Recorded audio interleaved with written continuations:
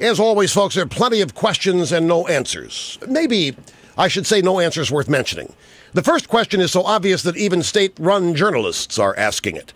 How exactly did the would-be Times Square bomber Faisal Shahzad board a United Arab Emirates flight, reserving a ticket on the way to JFK Airport, paying in cash, breezing through security while on the no-fly list?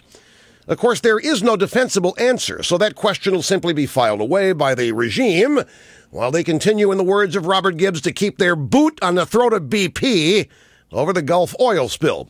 Here's another question. Immediately following the failed terror plot, why were state-controlled journalists so quick to label the terrorist a lone wolf? Turns out the wannabe terrorist now admits he was trained in a terrorist camp in Pakistan, which, would kind of tell us he had help.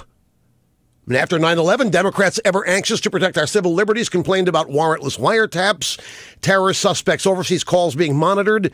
At the same time, Democrats led the charge to federalize airline security, so the TSA was born.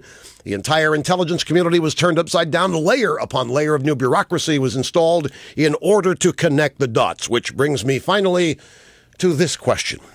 Is the Obama regime still hell-bent on closing Club Gitmo and holding terror trials in New York, or will they, at long last, start connecting the dots?